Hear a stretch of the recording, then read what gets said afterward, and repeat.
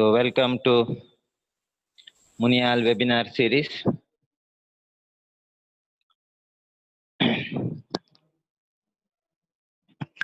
So Shastram Jyoti Prakashartam Darshanam Buddhiratmanah Tabhyam Vishaksuyuktabhyam Chikissannaparadhyati. So ignorance is darkness. And Shastram Jyoti. The Shastra is the light. So under this light of Shastra, so we have to visualize the objects using our buddhi. Shastram Jyoti Prakashartam Darshanam Buddhiratmanah. So if you have a proper buddhi, then only you can visualize the object correctly. What your brain, your eyes can see, what your brain knows. If your brain is empty, your eyes can't see anything.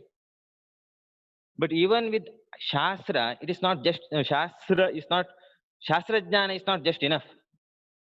You should know how to apply this Shastra Jnana. Abhyasat prapyate buddhihi karma siddhi prakashini ratnadi sat asad jnanam na shastradeva jayate.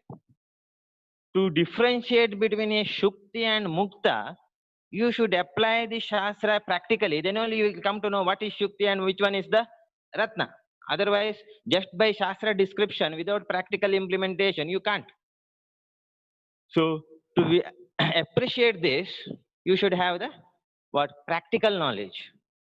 To develop that, you have to do the pariksha. Pariksha karino hi kushala bhavanti. To get the yathartha jnana, the real knowledge, you should do the pariksha. So how you can do the pariksha? By using the pramanas. So pramanas are very, very important to get the yathartha jnana.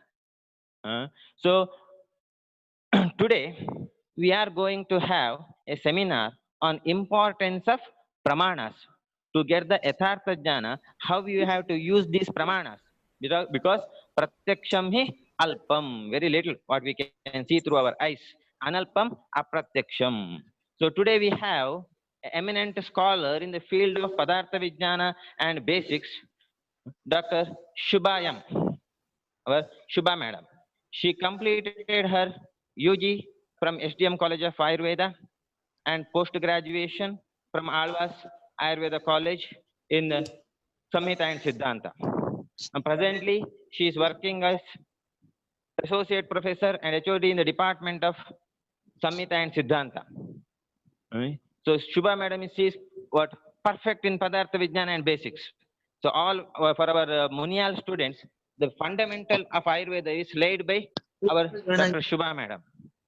He has written a wonderful textbook on Padartha Vijnana. It is not only student friendly, but also it gives real Yathartha Jnana about the Padartha Vijnana. So I welcome Dr. Shubha madam to this webinar. I also welcome our beloved principal sir, Dr. Satyanand sir, to this webinar. And I welcome all the participants who have signed in. I again welcome Dr. Shubha madam, and I request her to continue the webinar. It's over to you, madam. Thank you, sir. Thank you very much. A beautiful introduction. Your introductions are always beautiful, and also the speech. And we now will be dealing with the topics, the webinar topic. So it's the understanding of the pramanas.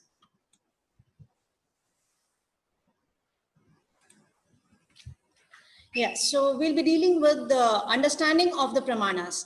So this is actually a very huge topic, which we are trying to minimize it to the basic points.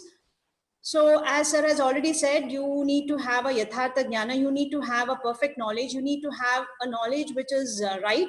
And for that particular knowledge, you require parikshas. These parikshas in Ayurveda, it is said, or they are named as pramanas. Pramanas basically has come from the darshanas. That's a word which is taken from the darshanas, and in the samhitas you see them as the parikshas, as the karanas to get a correct knowledge. So here we are just going to see a glimpse and how you're going to utilize this pramanas maybe in your clinical practice. So as the word, you're going to cut the word, you're going to see this word, that is pra is putting forth and ma is with, or where you're saying it as mana, it is with respect to a measurement. So this gives total, you're joining the word pra and ma, becoming prama, which gives a true knowledge, which gives a correct notion. So this pramana, it's a means to get this correct knowledge. So why this correct knowledge is required? You have got to sit in the clinical practice, you have got to diagnose a particular disease, you require this correct knowledge. How you're going to understand it, through which means you're going to understand it, and how much of this knowledge is pertinent. This is also understood through these pramanas. Okay, let us come to the clinical point of view. So this we all are very friendly with, or this is what we as doctors are going to see in future. So as a Vaidya, when you sit in your clinic, the first thing what you're going to do is you're going to observe, right? So a patient is going to come. So you're going to observe that particular patient. So that is where we have the pratyaksha pramana which starts there, right? So first thing what you're going to do is observation. That observation is darshana. So you're going to observe, and with respect to darshana, you're going to observe how is he walking, what is his gait, whether he's dragging his feet or whether he's holding his hand stiffly, or how is the luster of his skin, what is the color, etc. Everything is being understood through the darshana. This is what you're going to observe first. As a patient is just entering into your clinic, he has not directly come now, he is still coming, right? Now once he has entered into your clinic and you ask him to take his place, take his seat, then the encounter starts between the physician as well as the patient, and that is where your prashna comes. So that is why we have seen that you have got the Trivida Pariksha where darshana plays first, right? So you're going to observe first. Now, when you're going to see with Pratyaksha, the beginning, there are two aspects which you're understanding through the Pratyaksha Jnana. One is the Nirvikalpaka Jnana, another one is the Savikalpaka Jnana. There are two types of Jnana. So first thing what you're going to get, that is as a patient is walking and coming to the clinic, your mind starts acting, right? You start getting some thoughts on seeing that particular patient. You're going to have a kalpana, you imagine what might be his condition. Like for example, he's dragging his feet and coming. So you think that probably he has got a pain somewhere, or you think that he has got a swelling or some stiffness, etc. So based on how he is coming to the clinic, you try to make some efforts with respect to your mind on what his condition might be or what his complaints may be. Now this is possible only when we have the contact with the Atma, Indriya, Mana as well as the Artha. And here the Artha means it is the patient who is coming with certain physical signs to the particular clinic, right? So among all the Indriyas, now the first thing which Indriya has functioned here is the Chakshur Indriya, right? So that is why you are saying Darshana. So Darshana means your Chakshur Indriya has first observed how this patient is, right? And how is he coming to his clinic? What might be his complaint? So what you're getting is a Nirvikalpaka Jnana. Nirvikalpaka Jnana means it is true Jnana, but it is not complete. There is some incomplete, that is you're not getting the total true Jnana, but you're having a Jnana which is right. So you can call it either it is an intuition or a telepathy or a clairvoyance, or it can be said as a precognition. You're not sure about it, you're not 100% sure about it. The best example you can give here, maybe with respect to the patient, how he appears to be, whether he is a Guru Vyadhita patient or whether he is a Laghu Vyadhita patient. Like for example, there might be a person, as I said, I'm giving you an example of a person who is dragging his feet and coming. Now, sometimes he might be accompanied with, like he's having a support, or sometimes he might just walk by himself and is coming. So, or he might take a wheelchair. So when a person is coming on a wheelchair, or when a person is being supported with someone and come, it appears to you that probably his complaint is still more. Right? So that is where you're going to understand, or you're going to, you're going to look into whether it is a Guru Vyadhita condition or a Laghu Vyadhita condition. And you're not 100% sure with this. You're not 100% sure whether the disease is minimum or it is more. Right? So this is where you're getting a jnana that he is suffering, but how much is his degree of suffering, you're not able to make out. So that is where we are having this Nirvikalpaka jnana, where this is in the beginning stage, that is we have already seen earlier, where there was a chinta, there was a kalpana, and there was a prayatna. Right. So now he has come to the clinic. You've asked him to sit down. And once he sits down, you are asking him questions. This is very important. Prashna. A Vaidya keeps on asking questions to the patient. So that is where the conversation starts. If you don't ask questions, the conversation doesn't start. So you ask questions, you raise questions, and they answer you. So there is a conversion. You get to know him better. There is a patient participation. Now this patient participation, on basis of whatever you have seen, on basis of what you had the darshana, you are going to further act on this darshana. That means your darshana jnana is going to further intensify. Like he has come and sat nearby. So now you can visualize what are his complaints. For example, if you're taking a Shota condition, you will see how his Shota is, how big it is, whether the skin is inflamed or not, right? Or how much of edema you're seeing in that particular joint. So all these symptoms you're going to observe again. So that strengthens your knowledge with respect to the darshana capacity. So usually, generally in the cases of Shota, what we do next is the Sparshana. So we do the Sparshana next. So once you have seen there is a swelling, you touch it, you feel it with your fingers. Now, if there is a pitting sore, that means you press your fingers and it comes up. So you are doing the Pidita and there is a Unnamana. You understand that it is a pitting edema. There is a Vataja Shota. If not, if there is a non-pitting edema, you probably compare it with the Kaphaja. So likewise, you do the Sparsha and also you feel the warmth at that particular place, especially in the case of Shota. If it is because of cellulitis, then there will be some sort of warmth also in that particular area. So all this you're feeling on touch.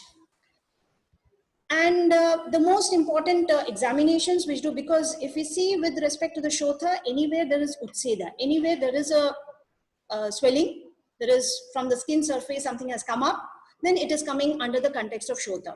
So you are doing the palpation as well as a percussion also here. So in the cases of ascites, where we generally do the palpation, so of course with the Shota, I had said you're touching for the feeling, whether it is a pitting or a non-pitting one, whether there is warmth or not, that is with respect to the temperature you're going to see. You're going to see with respect to the tenderness, you're going to see with respect to the roughness, the skin surface, etc. with respect to the Shota. And in the cases of the ascites condition, which the Udara can also be said under the context of Shota, because there is an Utseda with respect to the abdomen. So there, when you do the percussion, you can feel the fluid thrills, the shifting dullness, etc. So all this comes under your Pratyaksha Pramana itself.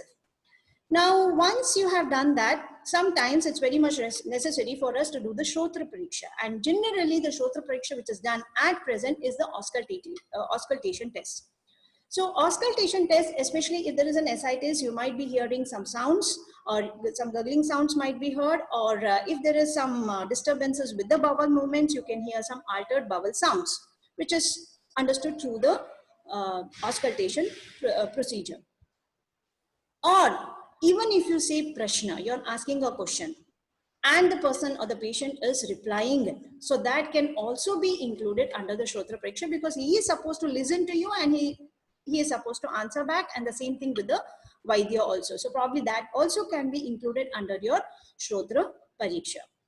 The Grahanaja Pratyaksha is a later one, and if needed only it is being utilized, where especially in the cases of Shota, if there is some weeping leg ulcers, or in the cases of cellulitis, where a slight fluid might be coming out, oozing out because of the bacterial colonization, you can get some sort of putrid smell can be felt. So generally, we are using 4 indriyas for understanding the Pratyaksha Jnana. The Rasana Indriya is generally used in the Anumana Pramana. We do not utilize it under the Pratyaksha context. So all this you have got, and this helps you in getting a Jnana which is Savikalpaka, which is a determinative, which is a definite type of Jnana. Now for this particular Jnana of Savikalpaka Pratyaksha, you have got 6 Sannikashas or 6 factors which are very important whenever you're getting this correct Jnana. So the 6 factors, they are the Sanyoga, Sanyukta Samavaya, Sanyukta Samaveta Samavaya, then you're having Samavaya, Samaveta Samavaya, as well as Visheshana Vishesha Abhava, or sometimes it is also said as Bhava. So Visheshana Vishesha Bhava or Abhava. We'll just take an example. So the patient has come with the Shota. So the eyes come in contact with the skin. So the moment you see it, your eyes has come in contact with the area where there is a Shota. you see the Utseda. That is where you're having the Sanyoga. Now what's the Samavaya? You all know Samavaya is a relationship which cannot be broken, right? So your drishti automatically takes on whatever you're visualizing. So you're visualizing the Shota, you understand the Utseda, along with it, and many other relations also come. So maybe your Pratyatma Lakshana of the Shota, that is the Utseda, is understood through the Samavaya Sambandha. Sanyukta Samavaya. So you have a Sanyoga and you have the relation with it, which is inseparable, such as you might be with respect to the color. So you have a Shyama Aruna Varna in the Vataja Shota, right? Or in the Pittaja Shota, you might see a Tamra Varna. So that is where you're having the Sanyukta Samavaya. Now you have Samaveta Samavaya, which is said later. So it's not just the Rupatva Jnana what you have got. So you have got the Rupa Jnana, you've got the color. Now you get the Rupatva Jnana. Here it's what you're going within. Not only the color which is got, not only the Varna or the Prabha of the Shota is got, along with it, you see how the periphery is, or how the Twak in that Pradesha is, how the Roma in that Pradesha is, whether it is Khara, whether it is Parusha, whether it is Bhinna, there are cracks there, or whether the Roma is very dry. So you are going to see all of this, or you're not seeing the presence of the Roma at all. So likewise, you're going to see all that, which can be included under the Samaveta Samavaya condition. The last one, which is very important again, now you have observed it, you have identified the color, you have identified the other lakshanas in the Sanyukta Samaveta, in the Samaveta Samavaya. After that, you are able to differentiate it. So you have seen a Shota which is having a Shyama Aruna Varna. Now you are able to differentiate it with a Tamra Varna Shota. So that sort of differentiation, that sort of clarity with respect to your knowledge is understood by this Sannikasha procedures. So therefore the Nirvikalpaka gives you a brief knowledge, whereas Savikalpaka goes more deeper. You are getting a determined knowledge with the help of all the 6 Sannikashas. The last one is Visheshana, Visheshya, Bhava or Abhava. See, Bhava or Abhava, no, something is present, that is your Bhava, and something is absent at that particular area, that is a Abhava with respect to the area where it is seen. So that is your Visheshi. So this is where you have got the true knowledge. Now, once you have got this knowledge at present, that was a knowledge which you have got at present, which can be included under your Laukika, because this is what you have seen it and you have got this particular knowledge. Now, once you've got this particular knowledge, there are things which at that second of moment you have not seen it, but you have heard about it, you have read about it, you have seen it in general, maybe through photos or maybe through some teachings which have been taught to you in the earlier batches or classes you have gone through. You know that there is something else. There is no direct perception though, but still it is a Pratyaksha Jnana. So that is where we are having especially 3, that is Samanya Lakshana, Jnana Lakshana and Yogaja. But here we are not looking into the Yogaja because it is beyond the understanding of a clinician at present. We are looking into Samanya Lakshana Pratyasati and Jnana Lakshana Pratyasati. When you're looking into the Samanya Lakshana Pratyasati, you are looking at a Samanya Lakshana, the Samanya Lakshana or the Pratyatma Lakshana. So when you're saying with respect to the Shota, the Pratyatma Lakshana will be Utseda.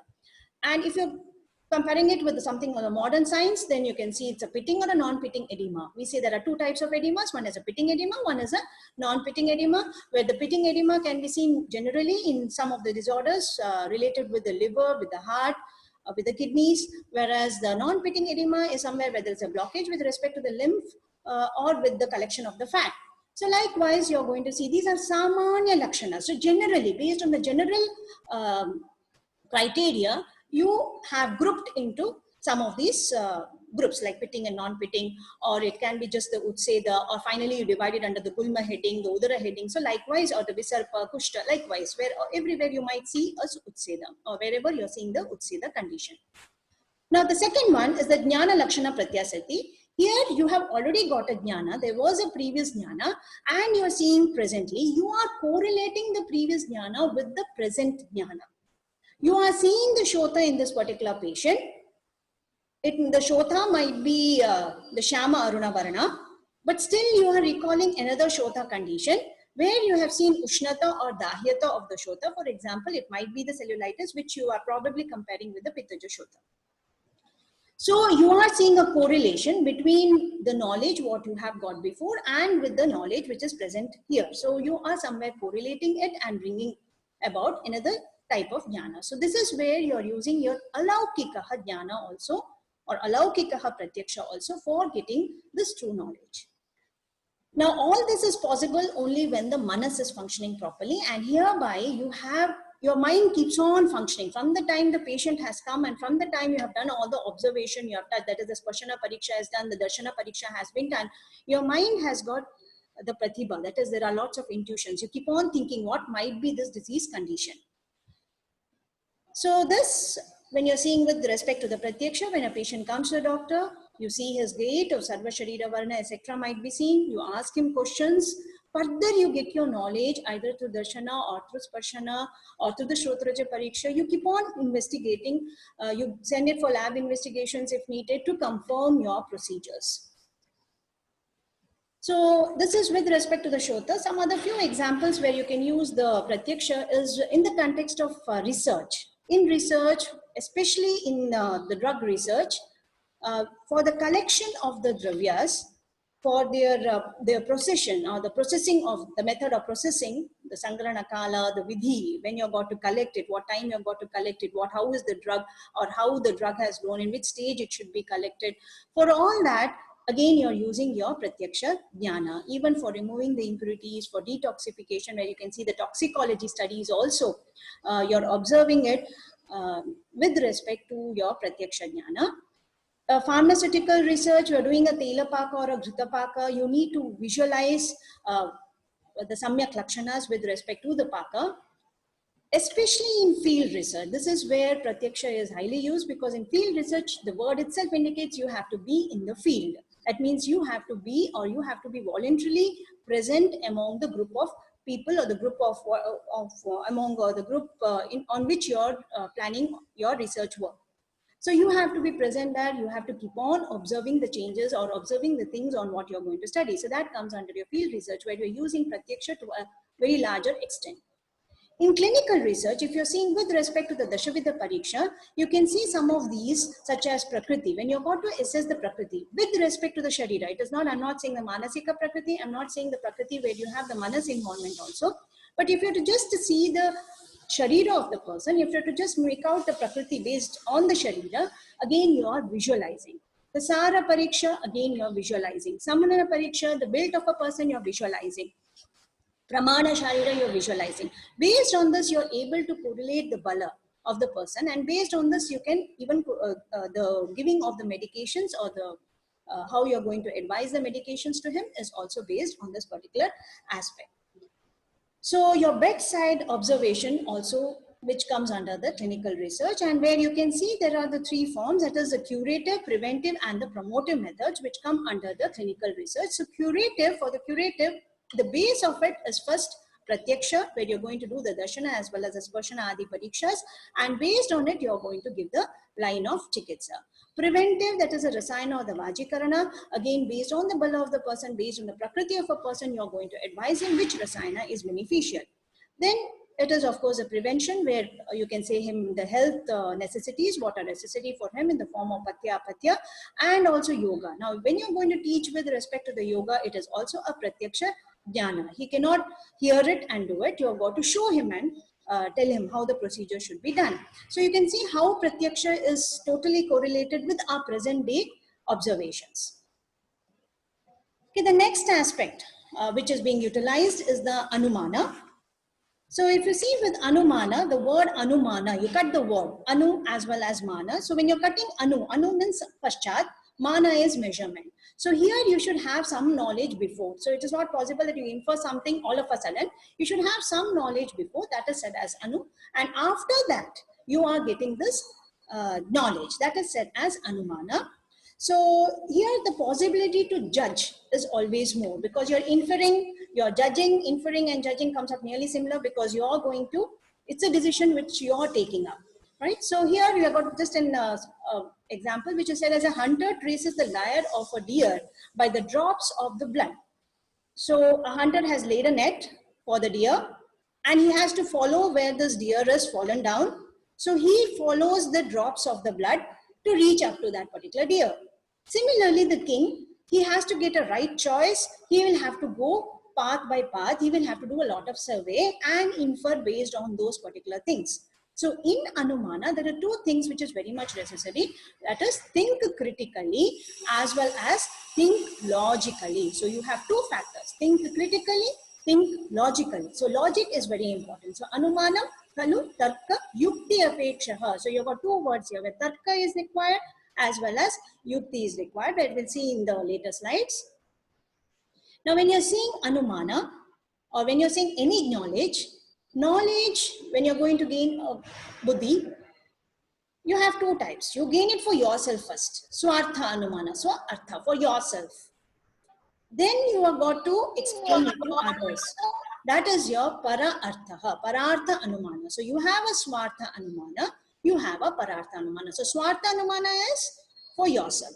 So what you already know, what you have already learned through reading, and how you're going to infer it comes in your Swartha Anumana. Now again here we are coming back to Prashna. So Prashnas are asked, you understand the Hetus, and the Hetus will tell you about the Vyadhi, or you understand the Vyadhi, or it can be a retrospective form. We'll see that later. Now you're going to refer it based on your Aptopadesha or the Pratyaksha Jnana. There are two questions which has to be there whenever Anumana is there. What am I seeking? The word seeking, you have to seek something, then only you start inferring. And what is your motive? You want to give treatment, you should have there should be a motive, right? So you have two things. What am I seeking and what is my motive? That makes you infer many criteria. It guides yourself, and you are able to get more clarity as well as assurance with respect to any particular disease condition. In Anumana, there are two words which is repeatedly said. One is the Anvaya, another one is a Vyatireka. When there is an agreement in the presence of two things, it is said as Anvaya, which is a positive. It's a positive relationship. You are able to correlate a particular drug for a disease. So for example, we have Vidanga. Whenever you say Vidanga, you realize that it is Krimihara, right? So that is a positive thing which is said as Anvaya. And there should not be any contradictions. If there is a contradiction, your knowledge is not complete. So a knowledge is complete when there are no contradictions. So that is considered as Vyatireka. There are two again important words when we read Anumana. One is a Hetu as well as a Sadhya. So Anumana, if you see it generally, it's a highly confusing topic, but Anumana is highly used in our clinical practice. Now, let me see what is a Hetu and what is Sadhya. We'll go again back to the Shota condition.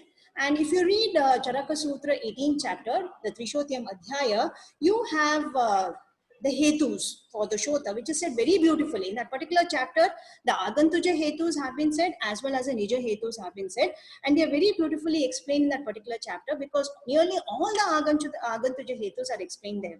You can see that first Hetu which is explained is Chedana, Vedana, Kshanana, Bhanjana, Vyadhana have been said here. So all the forms in which there is some injury, that is some external force is being put on a particular thing or a particular person, or he has some accidents or whatever, where the external injuries are there.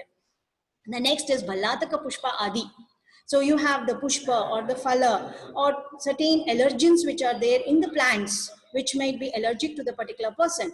Then it is with respect to the krimi or certain animals, their svedana, their sweat, or their mutra, or their movement on the skin, which can again produce about the shota. So this is with respect to the krimi. This is with respect to the, other than danta, that is other than their teeth or other than their bites, the different forms where you can have a shota on the particular skin. Again, you have the damshtra, the danta, vishana, nakha. So this is another classification where it is where the other animal parts come in contact with your body part. Or it can be with the vishayuktaha, that is even the vayu which is blowing, which is vishayuktaha. So that can also affect your body and you can have the shota, or it is also the fog, which is vishayuktaha, which can affect your body. So you can see how they have clearly classified each point under separate headings under Agantuja itself. I've still not said Nija. Now you have got the Nija Hetus. There also they have clearly said, when you see with other rogas, you can see that nearly it is with respect to the mithya ahara, mithya viharas which have been said. Whereas in this, you can see he starts with the ati panchakarma vidhi. So whenever you're doing too much of panchakarma vidhis, if it results in the roga, I mean in the shotha conditions, then it is because of the ati panchakarma. Then you have seen certain rogas. They have explained like chaddi, alasaka, visuchika, Adi, Kushta, Kandu, Visarpa, all of these rogas which can result or which will bring about the Utseda in a particular area. Vega Dharanas, they have also been included, especially the Chaddi Vega and the Chavatu Vega Dharana has been included here. Then of course it is the Ahara and the Viharas, even Garbha Sampirana, Prajata, the lady who has just delivered, if she is not taking the correct Ahara Vihara, then also it can result in the Shota condition. So much Hetus you are seeing for just a Shota condition, these are all included under this particular Hetu. Now, once you have a reason, you have the effect of it. And that is the Sadhya. That is, you are seeing a Shota, which might be in a particular area, or you are giving it as different names, such as a Gulma or the Udara condition. So your Hetu is related to the effect or the Karana, or the Karya, which is said to be the Sadhya. Now, whenever you are explaining Hetu as well as a Sadhya, there should be a place. That is said as Paksha. Paksha is said to be the place of the Vyadi. It might be your Hasta, it might be the Pada, it might be Amashya Samutta, it might be the Pakvashya Samutta, it might be just an area of your skin which is being affected. Whatever is it, there is a Paksha. And this Hetu Sadhya Sambandha, where you're seeing the Setu Sadhya Sambandha in the form of Utseda between the Tvak and the Mamsa resulting in the Shotha condition is the Vyapti. You are understanding this is a Paramarsha, and this is seen on the Paksha. Understanding it with respect to the Paksha is the Paramarsha, the Linga Paramarsha, which is said in Anumana Pramana. You are understanding all this by seeing the Lakshanas. Generally, as a patient now who comes to the clinic, so what do you generally see? We see the Lakshanas. And once you see the Lakshanas, you ask him, you question him regarding the Hetus. So generally we see the Karya, that is the Lakshanas, and you assess the Hetus. So that is where we are having a retrospective form, that is the Atita Karyat Karana Anumana. You are seeing the Karya and assessing the Karana. You are seeing the gross form. You are seeing the gross form in the form of Lakshanas, and you're going to identify the minute form, or the subtle form in the form of Hetus. You have got now at present, what are you observing? It might be with respect to a cross-sectional study, or it might be with respect to the observational study. At that particular time, what you're observing comes under the Samanya to Drishta or the Vartamana Anumana. And when you're going to do some animal experiments, or you're going to know the Hetus and understanding the Karya, this is especially seen when you're going for an animal experiment or any experimental study where you've got a Hetu and you want the effect of it. Or on folklore study of medicines, you know that, but you do not know how is the benefit of it. So you start giving the medication and then you see the effect of it, especially this is the media aspect. So in such, where you're using a prospective study, where you're going from the subtle form to the gross form. So that also is included as your Karanat Karya Anumana, which is also said as the Purvavat or the Anagata Anumana. So this much you got for yourself, that is the Swartha Anumana. Then you're going to explain it to someone else. You're going to explain it to someone else in the form of Pancha Avayavas or Pancha Vakyas. These Pancha Avayava Vakyas are Pratijna, Hetu, Udaharana, Upanaya, Nigama. This is not only for your clinical subject. Anyone you're going to explain anything to another person, you want them to understand it, you have to explain it in the form of these 5 parameters. With respect to the clinical aspect and with respect to the Shota, let us take an example of Gokshuradi Gugulu. You are giving Gokshuradi Gugulu for the Shota. So your Pratijna will be, that is a hypothesis, you're going to make a hypothesis, that is the efficacy of the Gokshuradi Gugulu in the Shota condition. You're going to see the Hetus in the form of Nija Hetus or Agantuja Hetus in the form of Mithya Achara Vihara, or it is because of certain external factors where there was a Rakta Dushti. You're going to quote some udaharanas, or you're going to do some experiments, or you can say the Gokshura is very beneficial based on their shape, which is like that of the oxalate stones in the kidney, and Some examples, like it helps in the diuretic action. So some examples might be given in the Udaharana. And Upanaya, this is very important. Now, after understanding the Pratijna and after understanding, the Hetus and the Sadhyas, you are going to discuss, you are going to interpret things. This discussion and interpretation, for example, you're going to say that the Gokshura or the Gokura is said to reduce the inflammation. It is said to be Tridoshahara. It is a diuretic action. It has got a diuretic action. Hence, it has got an Anulomaka effect. Or if you're going to see with Gulu, you're going to say it purifies the blood, it has got a Lekhana action, it is Amapachana or Dosha Pachana. So likewise, you're going to discuss a lot regarding this particular drug. That is okay, the next is the Nigamana. So we have seen there is Pratijna, we have seen there is Hetu, we have seen there is Udaharana, we have seen Upanaya, where you have a discussion, you have an interpretation on a particular topic. Now, finally, you come to a conclusion. This is how your all the research works go on. So you have to first get an idea what you want to do. Then why you've got to do, that comes in your head. There should be a reasoning of why you want to do it. What are the causative factors which made you do this particular work?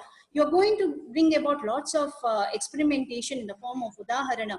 And finally, you are going to discuss it among a group of people who share your own views or who know those who have studied that particular field, or people of that particular field. So there is a discussion, there is an interpretation, and finally you come to a conclusion, yes, this is good for this particular condition. So this is where your Nigamana is. It provides a definite conclusion, and once it becomes a Nigamana, when it is studied repeatedly and many times in different forms, you are able to form a Siddhanta. You are able to form a principle which is accepted elsewhere.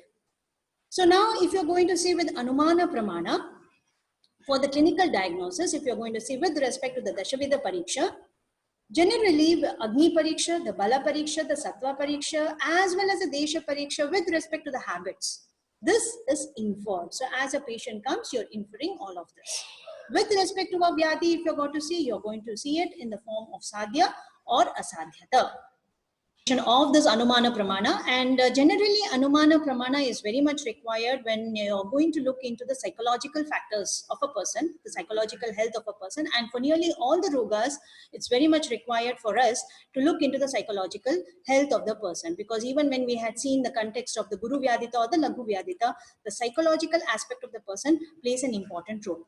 So in psychological parameters, you have to look into the appearance of the person, the behavior of the person, the mood and effect, the speech, cognition, thoughts, phobias, the mood disorders, and their repetitive actions. So these are some of the points which you can understand through the Anumana Pramana, especially with respect to the psychological parameter.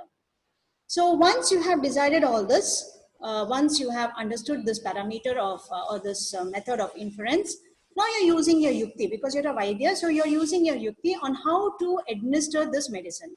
So for the purpose of administrating a medicine, either you will be using a single drug, such as just Gokshura, which is given in the Shota, or you will think that, okay, this Gokshura, because sometimes in your clinical practice, you won't be having many medicines, you will be having a few medicines. So you think that, yes, this Gokshura can be given for the Shota, it is a Rasayana, it can be given in Ashmari conditions, so you keep this in your clinic.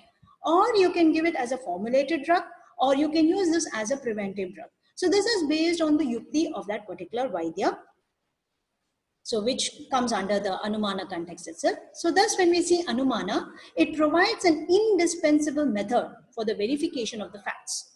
The critical evaluation of the observation. See, observation comes under Pratyaksha, but your critical evaluation of this observation in the data which is collected and its correlation. This is based on your past experience. This is based on the future experience as or what you're going to get, as well as the present. So all the three kalas. And this gives a logical sequence with respect to your presentation. So this is where Anumana plays a very important role. So generally, when you're going to go for a diagnostic medicine, you have to know that is a Rachana, that is the hemostasis. With respect to the Rachana, you're supposed to know the doshas, the asthanas, the Atma Rupas, the Prakopa Lakshana, where you're using both the Pratyaksha as well as Anumana. With respect to the Kriya or Karma, because this is where it is Cheshta Yuktaha, where you can observe. So on observation, generally with Pratyaksha, you're able to understand the Lakshanas. Then it is the Samprapti. This is based on your inference and what you have studied. So it is Apta Pradesh and Anumana. And the psychological, that is a thought process with respect to the patient or to the Vaidya, as well as with the behavior of the patient. This is with respect to the Anuman. So you're utilizing all your pramanas or all the parikshas for getting the correct diagnostic treatment. So now, of course, generally whenever we start teaching from Aptopadesha. I think the first years will be able to correlate because we always teach you the Aptopadesha. This is what we do in a student level. In a student level, we read first, and then you have an experience, and then that is a Pratyaksha, and then later you will be having the Anumana. This is the order generally done. Yes, this is the order which is generally done for any Vaidya also. So first you have to read. Theoretical is very important. And again you read. That's why I keep telling in my classes also. I think some of the students who are there will be able to correlate. Even after, like once you sit in your clinic and you start diagnosing, then again back you go to your books. You open your books again. So that is where Aptopadesha is there, where for both the retrospective as well as the prospective. That means prospective is here. You're reading a theoretical knowledge and utilizing it later for diagnosis. Retrospective is where you have diagnosed it, you want to confirm your diagnosis, again go back to your books, right? So that is your Aptopadesha. So what your eyes cannot see, your mind doesn't know. So that is why you have to keep your eyes open, the mind also open. And for that, repeatedly, Aptopadesha, repeatedly studying is very much required. At each level, we are using Aptopadesha. At each level, like a scriptural evidence. This is what we are doing. As students, we have the scriptural evidence where we keep reading textbooks which are related or which gives us the knowledge about the clinical aspect. So that is your Vaidika Shabda. You have an empirical evidence. This is also in the college time. This is also later, right? So this is, you can see it at your college level where the teachers will be teaching you. They will be guiding you. Later, as you start diagnosing, again, you start talking with your teachers. You get tidbits from them. You have experts who give their opinions. Sometimes patients also tell their opinions. So they also become your aptas, right? So this is said to be the Laukika Shabda. And then you have something which is called as a folklore medicine, which has been accepted by the entire mass. And this makes you realize that probably this has also got an effect. So it's a long-standing traditional use. So just like a jeweler, if he has to, see, everyone cannot understand the importance of a jewel. A jeweler himself can know the importance of a jewel because he has seen it before. He has studied about all the jewels, the special characteristics of all the jewels. He has compared it, got experience. Again, he goes back to correlating things. So Aptopadeshas is just like that knowledge is just like a jeweler who has got this knowledge of jewels. So likewise, we have got the two type of the aptas. One is a Laukika apta, which is got as an empirical evidence, that is a teachers, experts, patients, etc. They give you an Laukika apta, whereas you have got a Vaidika apta, which is a theoretical knowledge, which is very much required for you to move ahead in your practice. So all of this with respect to the Shotha, what you can study it, and again go back once you have identified the Shotha is the Prakopana, the Yoni, the Utthana, the Atmanam, Adhisthana, Vedana, Samsthana, Upadrava, Udarka, Namanam, as well as Yogam. So based, once you know all this, Yogam is put in the last. That is, what is a line of treatment? That is left onto the Yukti of the Vaidya. Of course, it is there in the textbooks that this is a line of treatment. How you utilize it, what are the different combinations which you are giving, that comes under your Yoga. So to just see it with respect to the research, the literary research or the fundamental research, you open any of the research texts, you open any of the thesis work or the dissertation works, there will be always one section where it is the literary research or the fundamental research, because you're going to collect materials of what work has been done, in which you're going to see the historical review, the methodological review, the theoretical review. With respect to the Shotha, it was in this particular chapter of Charaka Sutra 18 chapter.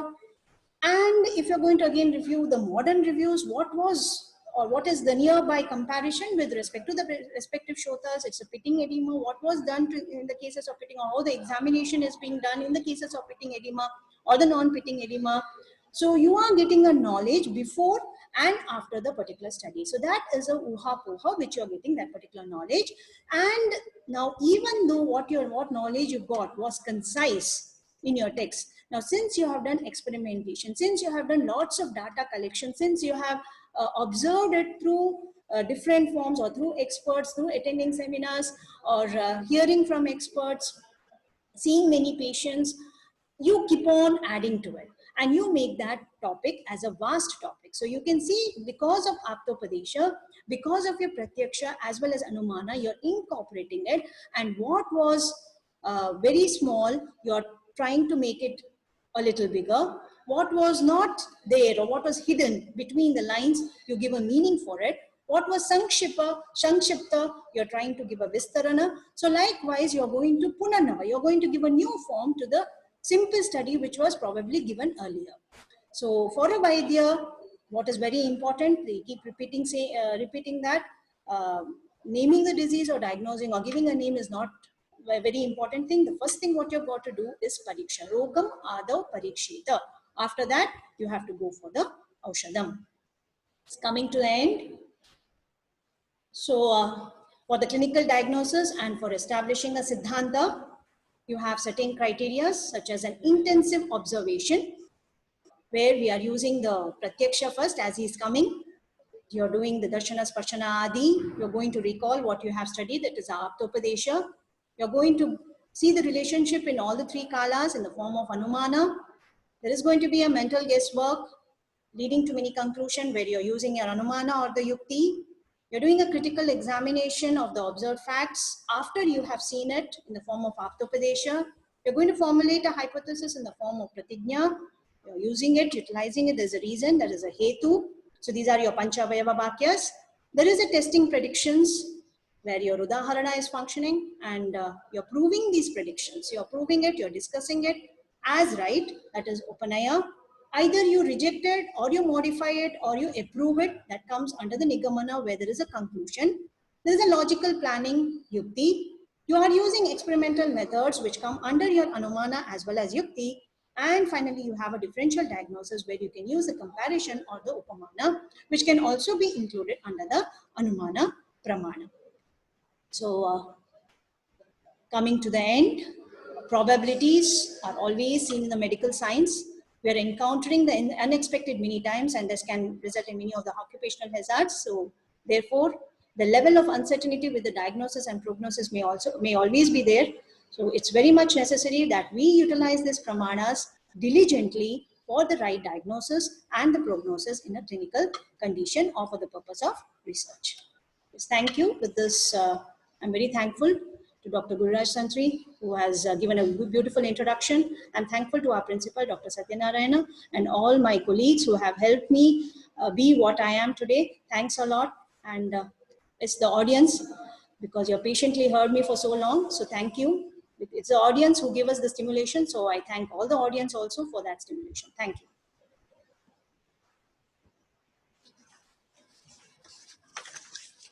Thank you, madam, for your wonderful informative presentation.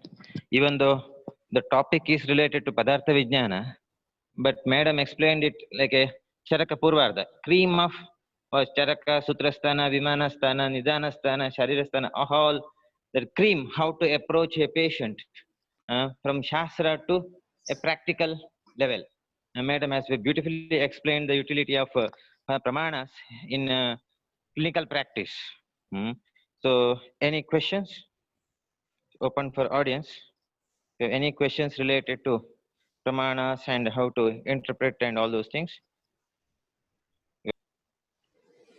Problem because we have lost that chain. How to understand Ayurveda in Ayurvedic way using our Pramanas. That's why we won't get questions also. If I explain in modern terms, we will get some of questions. But if you tell in Ayurvedic way how to approach a patient, then because practically we very less we used all these approaches. Then thank you, madam, for your wonderful presentation. Thank you, sir. Thank you. Thank you very much. What the Sushruta says, Mithya Drishta Vikara hi Durakhyata Tataiva cha Tata Dushparimrishtascha Mohayeyu Chikisitam. So we may fail in any of these stages in approaching a patient and doing in a proper examination. We may fail in the Mithya Drishta Vikara hi, in the Pratyaksha Pramana, we may fail to get the clear proper knowledge. Or Mithya Drishta Vikara, Durakhyata, in Anumana Pramana, how to interpret and all we may fail. Tata dushparimrishtasya, to interpret it along with the Shastra knowledge, we may fail. In any stage, we may fail, and we may ultimately, or we may fail to give a good results. If you don't have the knowledge of pramanas, or if you don't perceive these lakshanas and all, then we may fail to give the good results. But I assure that if anybody hears today's webinar, they will get clear knowledge and applied knowledge of these pramanas in patients, how to receive the apply these pramanas in the clinical practice. Thank you, madam, for enlightening us about the pramanas and its utility in clinical practice. Thank you, one and all, and I hope you will do conduct in future the seminars, and all of you will join with the same interest. Thank you, one and all.